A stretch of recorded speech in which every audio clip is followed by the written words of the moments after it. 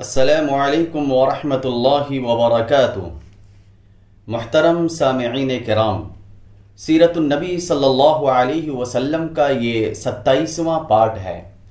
اس حصے میں ہم بتائیں گے کہ رسول اللہ صلی اللہ علیہ وسلم نے جنگ احد میں پیہم معرکہ آرائی کیسے کی اور نازک ترین حالات پر قابو کیسے پا گئے۔ رئیس المنافقین ابی بن خلف کے قتل کا بھی ذکر ہوگا، اور یہ بھی بتایا جائے گا کہ جنگ احد میں مشرکین کا آخری حملہ بھی کیسے ناکام ہوا، شہدائے احد کے ساتھ مشرکین کا کیا رویہ تھا، اور خواتین اسلام کا اس جنگ میں کیا کردار تھا۔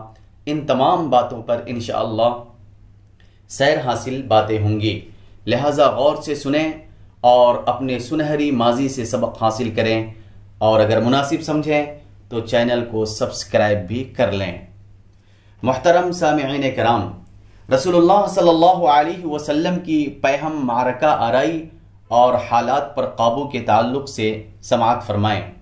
حضرت مصعب بن عمیر رضی اللہ عنہ کی شہادت کے بعد رسول اللہ صلی اللہ علیہ وسلم نے جھنڈا حضرت علی بن ابی طالب رضی اللہ عنہ کو دیا۔ انہوں نے جم کر لڑائی کی۔ وہاں پر موجود باقی صحابہ کرام نے بھی بے مثال جاں بازی و سرفروشی کے ساتھ دفاع اور حملہ کیا، جس سے بالآخر اس بات کا امکان پیدا ہو گیا کہ رسول اللہ صلی اللہ علیہ وسلم مشرکین کی صفیں چیر کر نرغے میں آئے ہوئے صحابہ کرام کی جانب راستہ بنائیں۔ چنانچہ آپ صلی اللہ علیہ وسلم نے قدم آگے بڑھایا اور صحابہ کرام کی جانب تشریف لائے۔ سب سے پہلے حضرت کعب بن مالک رضی اللہ عنہ نے آپ کو پہچانا، خوشی سے چیخ پڑے، مسلمانوں خوش ہو جاؤ، یہ ہیں رسول اللہ صلی اللہ علیہ وسلم۔ آپ نے اشارہ فرمایا کہ خاموش رہو تاکہ مشرکین کو آپ کی موجودگی اور مقام موجودگی کا پتہ نہ لگ سکے، مگر ان کی آواز مسلمانوں کے کان تک پہنچ چکی تھی۔ چنانچہ مسلمان آپ کی پناہ میں آنا شروع ہو گئے اور رفتہ رفتہ تقریباً 30 صحابہ کرام جمع ہو گئے۔ جب اتنی تعداد جمع ہو گئی تو رسول اللہ صلی اللہ علیہ وسلم نے پہاڑ کی گھاٹی یعنی کیمپ کی طرف ہٹنا شروع کیا، مگر چونکہ اس واپسی کے معنی یہ تھے کہ مشرکین نے مسلمانوں کو نرغے میں لینے کی جو کارروائی کی تھی وہ بے نتیجہ رہ جائے، اس لیے مشرکین نے اس واپسی کو ناکام بنانے کے لیے اپنے تابڑ توڑ حملے جاری رکھے، مگر آپ نے ان حملہ آوروں کا ہجوم چیر کر راستہ بنا ہی لیا، اور شیران اسلام کی شجاعت و شہزوری کے سامنے ان کی ایک نہ چلی۔ اسی اثنا میں مشرکین کا ایک اڑیل شہسوار عثمان بن عبداللہ بن مغیرہ یہ کہتے ہوئے رسول اللہ صلی اللہ علیہ وسلم کی جانب بڑھا کہ یا تو میں رہوں گا یا وہ رہے گا۔ ادھر رسول اللہ صلی اللہ علیہ وسلم بھی دو ہاتھ کرنے کے لیے ٹھہر گئے، مگر مقابلے کی نوبت نہ آئی، کیونکہ اس کا گھوڑا ایک گڑھے میں گر گیا، اور اتنے میں حارث بن سما نے اس کے پاس پہنچ کر اسے للکارا اور اس کے پاؤں پر اس زور کی تلوار ماری کہ وہیں بٹھا دیا۔ پھر اس کا کام تمام کر کے اس کا ہتھیار لے لیا اور رسول اللہ صلی اللہ علیہ وسلم کی خدمت میں آ گئے، مگر اتنے میں مکی فوج کے ایک دوسرے سوار عبداللہ بن جابر نے پلٹ کر حضرت حارث بن سما پر حملہ کر دیا اور ان کے کندھے پر تلوار مار کر زخمی کر دیا، مگر مسلمانوں نے لپک کر انہیں اٹھا لیا، اور ادھر خطرات سے کھیلنے والے مرد مجاہد حضرت ابو دجانہ رضی اللہ عنہ، جنہوں نے آج سرخ پٹی باندھ رکھی تھی، عبداللہ بن جابر پر ٹوٹ پڑے اور اسے ایسی تلوار ماری کہ اس کا سر اڑ گیا۔ کرشمہ قدرت دیکھیے کہ اسی خونریز مار دھاڑ کے دوران مسلمانوں کو نیند کی جھپکیاں بھی آ رہی تھیں، اور جیسا کہ قرآن نے بتلایا ہے یہ اللہ کی طرف سے امن و طمانینت تھی۔ ابو طلحہ کا بیان ہے کہ میں بھی ان لوگوں میں تھا جن پر احد کے روز نیند چھا رہی تھی، یہاں تک کہ میرے ہاتھ سے کئی بار تلوار گر گئی۔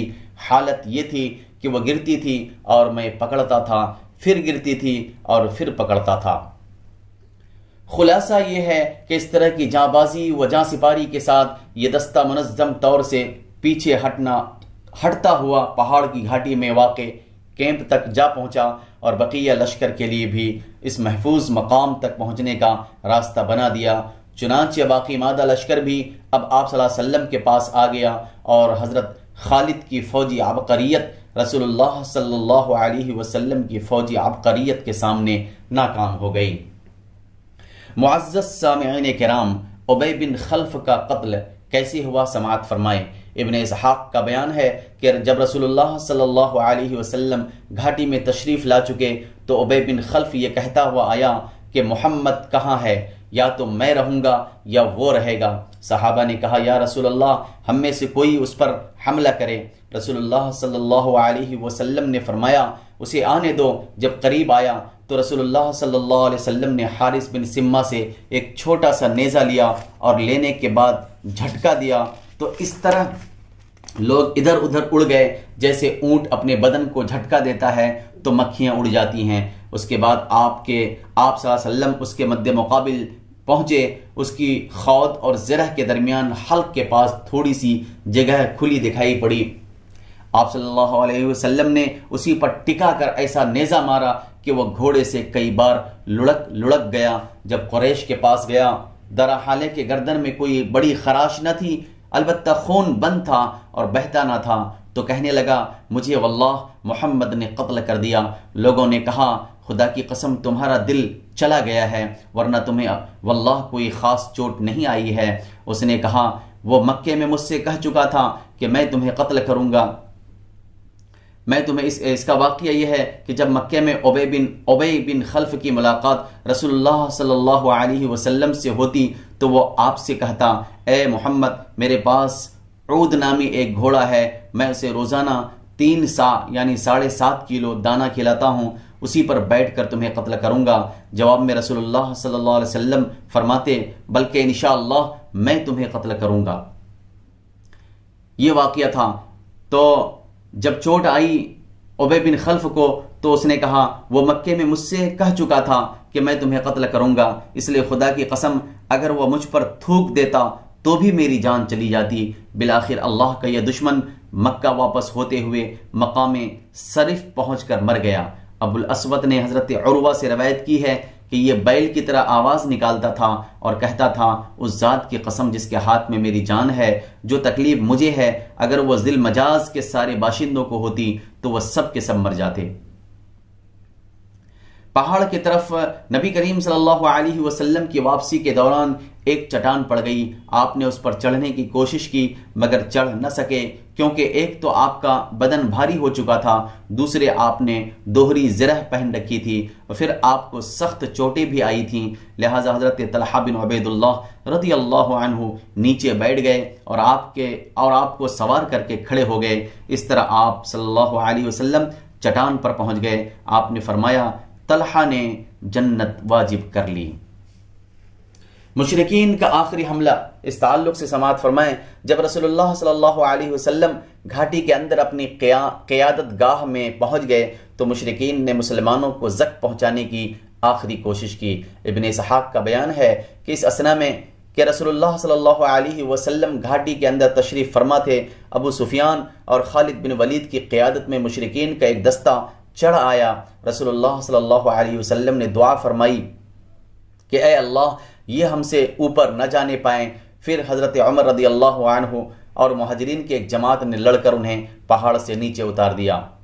مغازی اموی کا بیان ہے کہ مشرکین پہاڑ پر چڑھ آئے تو رسول اللہ صلی اللہ علیہ وسلم نے حضرت سعد رضی اللہ عنہ سے فرمایا ان کے حوصلے پست کرو، یعنی انہیں پیچھے دھکیل دو۔ انہوں نے کہا میں تنہا ان کے حوصلے کیسے پست کروں؟ اس پر آپ صلی اللہ علیہ وسلم نے 3 بار یہی بات دہرائی۔ بالآخر حضرت سعد رضی اللہ عنہ نے اپنے ترکش سے ایک تیر نکالا اور ایک شخص کو مارا تو وہ وہیں ڈھیر ہو گیا۔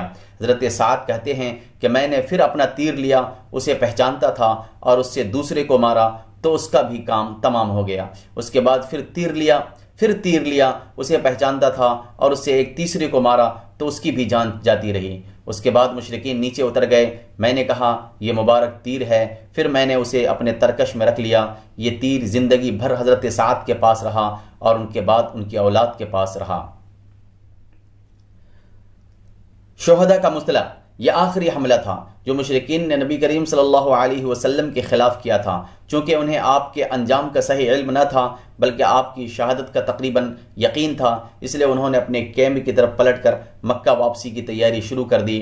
پھر مشرکین مرد اور عورتیں مسلمان شہداء کے مصلح میں مشغول ہو گئے، یعنی شہیدوں کی شرمگاہیں اور کان ناک وغیرہ کاٹ لیے، پیٹ چیر دیے۔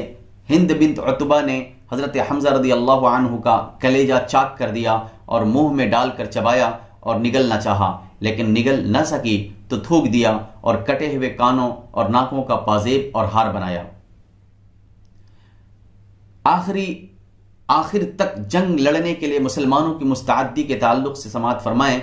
پھر اس آخری وقت میں دو ایسے واقعات پیش آئے جن سے یہ اندازہ لگانا مشکل نہیں کہ جانباز و سرفروش مسلمان آخر تک جنگ لڑنے کے لیے کس قدر مستعد تھے اور اللہ کی راہ میں جان دینے کا کیسا ولولہ خیز جذبہ رکھتے تھے۔ حضرت کعب بن مالک رضی اللہ عنہ کا بیان ہے کہ میں ان مسلمانوں میں تھا جو گھاٹی سے باہر آئے تھے۔ میں نے دیکھا کہ مشرکین کے ہاتھوں مسلمان شہداء کا مصلح کیا جا رہا ہے تو رک گیا، پھر آگے بڑھا۔ کیا دیکھتا ہوں کہ ایک مشرک جو بھاری بھرکم زرہ میں ملبوس تھا شہیدوں کے درمیان سے گزر رہا ہے اور کہتا جا رہا ہے کہ کٹی ہوئی بکریوں کی طرح ڈھیر ہو گئے، اور ایک مسلمان اس کی راہ تک رہا ہے اور وہ بھی زرہ پہنے ہوئے ہے۔ میں چند قدم اور بڑھ کر اس کے پیچھے ہو لیا، پھر کھڑے ہو کر آنکھوں ہی آنکھوں میں مسلم اور کافر کو تولنے لگا۔ محسوس ہوا کہ کافر اپنے ڈیل ڈول اور ساز و سامان دونوں لحاظ سے بہتر ہے۔ اب میں دونوں کا انتظار کرنے لگا۔ بالآخر دونوں میں ٹکر ہو گئی اور مسلمان نے کافر کو ایسی تلوار ماری کہ وہ پاؤں تک کاٹتی چلی گئی۔ مشرک دو ٹکڑے ہو کر گرا۔ پھر مسلمان نے اپنا چہرہ کھولا اور کہا، او کعب، کیسی رہی؟ میں ابو دجانہ ہوں۔ خاتمہ جنگ پر کچھ مومن عورتیں میدان جہاد میں پہنچیں۔ چنانچہ حضرت انس رضی اللہ عنہ کا بیان ہے کہ میں نے حضرت عائشہ بنت ابی بکر رضی اللہ عنہا اور ام سلیم رضی اللہ عنہا کو دیکھا کہ پنڈلی کے پازیب تک کپڑے چڑھائے پیٹھ پر مشک لاد رہی تھیں اور قوم کے منہ میں انڈیر رہی تھیں۔ حضرت عمر رضی اللہ عنہ کا بیان ہے کہ احد کے روز حضرت ام سلیت ہمارے لیے مشک بھر بھر کر لا رہی تھیں۔ انہی عورتوں میں حضرت ام ایمن بھی تھیں۔ انہوں نے جب شکست خوردہ مسلمانوں کو دیکھا کہ مدینے میں گھسنا چاہتے ہیں تو ان کے چہروں پر مٹی پھینکنے لگیں اور کہنے لگی، یہ سوت کاتنے کا تکلا لو اور ہمیں تلوار دو۔ ہندوستان میں ہم یوں کہہ سکتے ہیں کہ یہ چوڑیاں لو اور ہمیں تلوار دو۔ اس کے بعد تیزی سے میدان جنگ پہنچی اور زخمیوں کو پانی پلانے لگیں۔ ان پر حبان بن عراقہ نے تیر چلایا، وہ گر پڑیں اور پردہ کھل گیا۔ اس پر اللہ کے اس دشمن نے بھرپور قہقہہ لگایا۔ رسول اللہ صلی اللہ علیہ وسلم پر یہ بات گراں گزری اور آپ نے حضرت سعد بن ابی وقاص کو ایک بے ریش تیر دے کر فرمایا، اسے چلاؤ۔ حضرت سعد رضی اللہ عنہ نے چلایا تو وہ تیر حبان کے حلق پر لگا اور وہ چت گرا اور اس کا پردہ کھل گیا۔ اس پر رسول اللہ صلی اللہ علیہ وسلم اس طرح ہنسے کہ جڑ کے دانت دکھائی دینے لگے اور فرمایا، سعد ام ایمن کا بدلہ چکا لیا، اللہ ان کی دعا قبول کرے۔ جب رسول اللہ صلی اللہ علیہ وسلم نے گھاٹی کے اندر اپنی قیام گاہ میں ذرا قرار پا لیا تو حضرت علی بن ابی طالب رضی اللہ عنہ مہراس سے اپنی ڈھال میں پانی بھر لائے۔ کہا جاتا ہے کہ مہراس پتھر میں بنا ہوا وہ گڑھا ہوتا ہے جس میں زیادہ سا پانی آ سکتا ہے، اور کہا جاتا ہے کہ یہ احد کے ایک چشمے کا نام تھا۔ بہرحال حضرت علی نے وہ پانی نبی کریم صلی اللہ علیہ وسلم کی خدمت میں پینے کے لیے پیش کیا۔ آپ نے قدر ناگواری محسوس کی، اس لیے اسے پیا تو نہیں، البتہ اس سے چہرے کا خون دھو لیا اور سر پر بھی ڈال لیا۔ اس حالت میں آپ صلی اللہ علیہ وسلم فرما رہے تھے، اس شخص پر اللہ کا سخت غضب ہو جس نے اس کے نبی کے چہرے کو خون آلود کیا۔ حضرت سہل رضی اللہ عنہ فرماتے ہیں، مجھے معلوم ہے کہ رسول اللہ صلی اللہ علیہ وسلم کا زخم کس نے دھویا، پانی کس نے بہایا اور علاج کس چیز سے کیا گیا۔ آپ کی لخت جگر حضرت فاطمہ رضی اللہ عنہا آپ کا زخم دھو رہی تھیں اور حضرت علی ڈھال سے پانی بہا رہے تھے۔ جب حضرت فاطمہ نے دیکھا کہ پانی کے سبب خون بڑھتا ہی جا رہا ہے تو چٹائی کا ایک ٹکڑا لیا اور اسے جلا کر چپکا دیا، جس سے خون رک گیا۔ ادھر حضرت محمد بن مسلمہ رضی اللہ عنہ شیریں اور خوش ذائقہ پانی لائے، نبی کریم صلی اللہ علیہ وسلم نے نوش فرمایا اور دعائے خیر دی۔ زخم کے اثر سے نبی کریم صلی اللہ علیہ وسلم نے ظہر کی نماز بیٹھے بیٹھے پڑھی اور صحابہ کرام نے بھی آپ کے پیچھے بیٹھ کر ہی نماز ادا کی۔ ابو سفیان کی شماتت اور حضرت عمر رضی اللہ تعالی عنہ سے دو باتیں۔ اس تعلق سے گفتگو سماعت فرمائیں۔ مشرکین نے واپسی کی تیاری مکمل کر لی تو ابو سفیان جبل احد پر نمودار ہوا اور بآواز بلند بولا، کیا تم میں محمد ہیں؟ لوگوں نے کوئی جواب نہ دیا۔ اس نے پھر کہا، کیا تم میں ابو قحافہ کے بیٹے ابو بکر ہیں؟ لوگوں نے کوئی جواب نہیں دیا۔ اس نے پھر سوال کیا، کیا تم میں عمر بن خطاب ہیں؟ لوگوں نے اب کی مرتبہ بھی جواب نہ دیا، کیونکہ نبی کریم صلی اللہ علیہ وسلم نے صحابہ کرام کو اس کا جواب دینے سے منع فرما دیا تھا۔ ابو سفیان نے ان تین کے سوا کسی اور کے بارے میں نہ پوچھا، کیونکہ اسے اور اس کی قوم کو معلوم تھا کہ اسلام کا قیام انہی تینوں کے ذریعے ہے۔ بہرحال جب کوئی جواب نہ ملا تو اس نے کہا، چلو ان تینوں سے فرصت ہوئی۔ یہ سن کر حضرت عمر رضی اللہ عنہ بے قابو ہو گئے اور بولے، او اللہ کے دشمن، جن کا تو نے نام لیا ہے وہ سب زندہ ہیں اور ابھی اللہ نے تیری رسوائی کا سامان باقی رکھا ہے۔ اس کے بعد ابو سفیان نے کہا، کیا تمہارے مقتولین کا مسئلہ ہوا ہے؟ لیکن میں نے نہ اس کا حکم دیا تھا اور نہ اس کا برا ہی منایا ہے۔ پھر نعرہ لگایا، اعلو حبل، حبل کی جے ہو، حبل بلند ہو۔ نبی کریم صلی اللہ علیہ وسلم نے فرمایا، تم لوگ جواب کیوں نہیں دیتے؟ صحابہ نے عرض کیا، کیا جواب دیں؟ آپ نے فرمایا، کہو اللہ اعلی و اجل، اللہ اعلی اور برتر ہے۔ پھر ابو سفیان نے نعرہ لگایا، لنا عزا ولا عزا لکم، ہمارے لیے عزا ہے اور تمہارے لیے عزا نہیں۔ نبی کریم صلی اللہ علیہ وسلم نے فرمایا، جواب کیوں نہیں دیتے؟ صحابہ نے دریافت کیا، کیا جواب دیں؟ آپ نے فرمایا، کہو اللہ مولانا ولا مولا لکم، اللہ ہمارا مولا ہے اور تمہارا کوئی مولا نہیں۔ اس کے بعد ابو سفیان نے کہا، کتنا اچھا کارنامہ رہا، آج کا دن جنگ بدر کے دن کا بدلہ ہے اور لڑائی ڈول ہے۔ حضرت عمر رضی اللہ عنہ نے جواب میں کہا، برابر نہیں، ہمارے مقتولین جنت میں ہیں اور تمہارے مقتولین جہنم میں۔ اس کے بعد ابو سفیان نے کہا، عمر میرے قریب آؤ۔ رسول اللہ صلی اللہ علیہ وسلم نے فرمایا، جاؤ دیکھو کیا کہتا ہے۔ وہ قریب آئے تو ابو سفیان نے کہا، عمر میں خدا کا واسطہ دے کر پوچھتا ہوں، کیا ہم نے محمد کو قتل کر دیا ہے؟ حضرت عمر نے کہا، واللہ نہیں، بلکہ اس وقت وہ تمہاری باتیں سن رہے ہیں۔ ابو سفیان نے کہا، تم میرے نزدیک ابن قمیہ سے زیادہ سچے اور راست باز ہو۔ بدر میں ایک اور جنگ لڑنے کا عہد و پیمان۔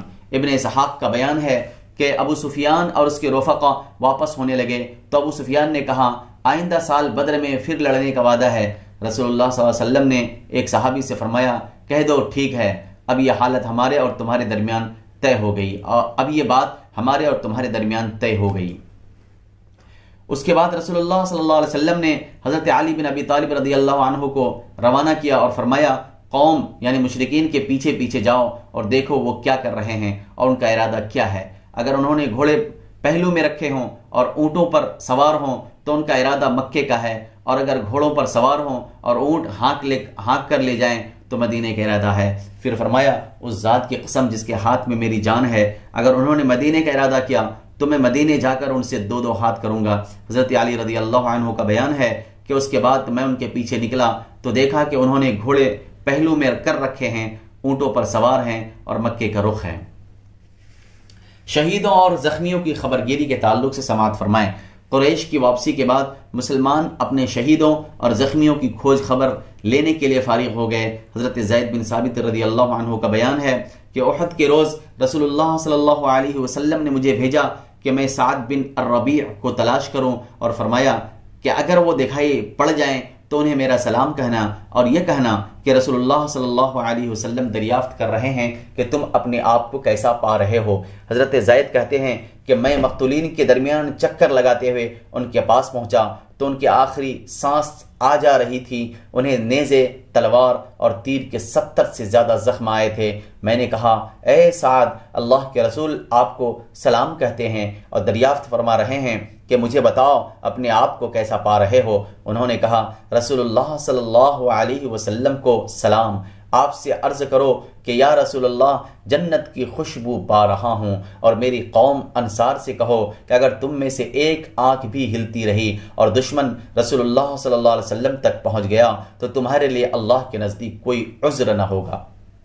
اور اسی وقت ان کی روح پرواز کر گئی۔ لوگوں نے زخمیوں میں اسیرم کو بھی پایا جن کا نام عمرو بن ثابت تھا، ان میں تھوڑی سی رمق باقی تھی، اس سے قبل انہیں اسلام کی دعوت دی جاتی تھی مگر وہ قبول نہیں کرتے تھے، اس لیے لوگوں نے حیرت سے کہا کہ یہ اسیرم کیسے آیا ہے؟ اسے تو ہم نے اس حالت میں چھوڑا تھا کہ اس دین کا انکاری تھا، اس دین کا انکاری تھا، یعنی اسلام کا انکاری تھا۔ چنانچہ ان سے پوچھا گیا کہ تمہیں یہاں کیا چیز لے آئی؟ قوم کی حمایت کا جوش یا اسلام کی رغبت؟ انہوں نے کہا اسلام کی رغبت، در حقیقت میں اللہ اور اس کے رسول پر ایمان لے آیا اور اس کے بعد رسول اللہ صلی اللہ علیہ وسلم کی حمایت میں شریک جنگ ہوا، یہاں تک کہ اب اس حالت سے دوچار ہوں جو آپ لوگوں کی آنکھوں کے سامنے ہے، اور اسی وقت ان کا انتقال ہو گیا۔ لوگوں نے رسول اللہ صلی اللہ علیہ وسلم سے اس کا ذکر کیا تو آپ نے فرمایا وہ جنتیوں میں سے ہے۔ ابو ہریرہ رضی اللہ عنہ کہتے ہیں کہ حالانکہ اس نے اللہ کے لیے ایک وقت کی بھی نماز نہیں پڑھی تھی، کیونکہ اسلام لانے کے بعد ابھی کسی نماز کا وقت آیا ہی نہ تھا کہ شہید ہو گئے۔ انہی زخمیوں میں قزمان بھی ملا، اس نے اس جنگ میں خوب داد شجاعت دی تھی اور تنہا 7 یا 8 مشرکین کو تہ تیغ کیا تھا۔ وہ جب ملا تو زخموں سے چور تھا، لوگ اسے اٹھا کر بنو ظفر کے محلے میں لے گئے اور مسلمانوں نے خوشخبری سنائی۔ کہنے لگا واللہ میری جنگ تو محض اپنی قوم کے ناموس کے لیے تھی، اور اگر یہ بات نہ ہوتی تو میں لڑائی ہی نہ کرتا۔ اس کے بعد جب اس کے زخموں نے شدت اختیار کی تو اس نے اپنے آپ کو ذبح کر کے خودکشی کر لی۔ ادھر رسول اللہ صلی اللہ علیہ وسلم سے اس کا خودکشی کر لی، ادھر رسول اللہ صلی اللہ علیہ وسلم سے اس کا جب بھی ذکر کیا جاتا تھا تو فرماتے تھے کہ وہ جہنمی ہے، اور اس واقعے نے آپ کی پیشن گوئی پر مہر تصدیق ثبت کر دی۔ حقیقت یہ ہے کہ اعلاء کلمۃ اللہ کے بجائے وطنیت یا کسی بھی دوسری راہ میں لڑنے والوں کا انجام یہی ہے، چاہے وہ اسلام کے جھنڈے تلے بلکہ رسول اللہ صلی اللہ علیہ وسلم اور صحابہ کے لشکر ہی میں شریک ہو کر کیوں نہ لڑ رہے ہوں۔ اس کے بالکل برعکس مقتولین میں بنو ثعلبہ کا ایک یہودی تھا۔ اس نے اس وقت جب کہ جنگ کے بادل منڈلا رہے تھے اپنی قوم سے کہا اے جماعت یہود، خدا کی قسم تم جانتے ہو کہ محمد کی مدد تم پر فرض ہے۔ یہود نے کہا مگر آج سبت سنیچر کے دن ہے۔ اس نے کہا تمہارے لیے کوئی سبت نہیں۔ پھر اس نے اپنی تلوار لی، ساز و سامان اٹھایا اور بولا اگر میں مارا جاؤں تو میرا مال محمد کے لیے ہے، اور اس میں جو چاہیں گے وہ اس میں جو چاہیں گے کریں گے۔ اس کے بعد میدان جنگ میں چلا گیا اور لڑتے بھڑتے مارا گیا۔ رسول اللہ صلی اللہ علیہ وسلم نے فرمایا مخیریق بہترین یہودی تھا۔ اس موقع پر رسول اللہ صلی اللہ علیہ وسلم نے خود بھی شہداء کا معائنہ فرمایا اور فرمایا کہ میں ان لوگوں کے حق میں گواہ رہوں گا۔ میں ان لوگوں کے حق میں گواہ رہوں گا۔ حقیقت یہ ہے کہ جو شخص اللہ کی راہ میں زخمی کیا جاتا ہے اسے اللہ قیامت کے روز اس حالت میں اٹھائے گا کہ اس کے زخم سے خون بہہ رہا ہوگا، رنگ تو خون ہی کا ہوگا لیکن خوشبو مشک کی خوشبو ہوگی۔ کچھ صحابہ کرام نے اپنے شہداء کو مدینہ منتقل کر لیا تھا۔ آپ نے انہیں حکم دیا کہ اپنے شہیدوں کو واپس لا کر ان کی شہادت گاہوں میں دفن کریں، نیز شہداء کے ہتھیار اور پوستین کے لباس اتار لیے جائیں، پھر انہیں غسل دیے بغیر جس حالت میں ہوں اسی حالت میں دفن کر دیا جائے۔ آپ صلی اللہ علیہ وسلم 2 3 شہیدوں کو ایک ہی قبر میں دفن فرما رہے تھے اور 2 آدمیوں کو ایک ہی کپڑے میں اکٹھا لپیٹ دیتے تھے اور دریافت فرماتے تھے کہ ان میں سے کس کو قرآن زیادہ یاد ہے۔ لوگ جس کی طرف اشارہ کرتے اسے لحد میں آگے کرتے اور فرماتے کہ میں قیامت کے روز ان لوگوں کے بارے میں گواہی دوں گا۔ عبداللہ بن عمرو بن حرام اور عمرو بن جموح ایک ہی قبر میں دفن کیے گئے کیونکہ ان دونوں میں دوستی تھی۔ حضرت حنظلہ رضی اللہ عنہ کی لاش غائب تھی۔ تلاش کے بعد ایک جگہ اسی حالت میں ملی کہ زمین سے اوپر تھی اور اس سے پانی ٹپک رہا تھا۔ رسول اللہ صلی اللہ علیہ وسلم نے صحابہ کرام کو بتلایا کہ فرشتے انہیں غسل دے رہے ہیں۔ پھر فرمایا ان کی بیوی سے پوچھو کیا معاملہ ہے۔ ان کی بیوی سے دریافت کیا گیا تو انہوں نے واقعہ بتلایا۔ یہیں سے حضرت حنظلہ کا نام غسیل الملائکہ، فرشتوں کے غسل دیے ہوئے پڑ گیا۔ رسول اللہ صلی اللہ علیہ وسلم نے اپنے چچا حضرت حمزہ کا حال دیکھا تو سخت غمگین ہوئے۔ آپ کی پھوپھی حضرت صفیہ تشریف لائیں، وہ بھی اپنے بھائی حضرت حمزہ کو دیکھنا چاہتی تھیں، لیکن رسول اللہ صلی اللہ علیہ وسلم نے ان کے صاحبزادے حضرت زبیر سے کہا کہ انہیں واپس لے جائیں، وہ اپنے بھائی کا حال دیکھ نہ لیں۔ مگر حضرت صفیہ نے کہا آخر ایسا کیوں؟ مجھے معلوم ہو چکا ہے کہ میرے بھائی کا مسئلہ کیا گیا ہے، لیکن یہ اللہ کی راہ میں ہے، اس لیے جو کچھ ہوا ہم اس پر پوری طرح راضی ہیں۔ میں ثواب سمجھتے ہوئے انشاءاللہ صبر ضرور کروں گی۔ اس کے بعد وہ حضرت حمزہ کے پاس آئیں، انہیں دیکھا، ان کے لیے دعا کی، انا للہ و انا الیہ راجعون پڑھی اور اللہ سے مغفرت مانگی۔ پھر رسول اللہ صلی اللہ علیہ وسلم نے حکم دیا کہ انہیں حضرت عبداللہ بن جحش کے ساتھ دفن کر دیا جائے، اور وہ حضرت حمزہ کے بھانجے بھی تھے اور رضائی بھائی بھی۔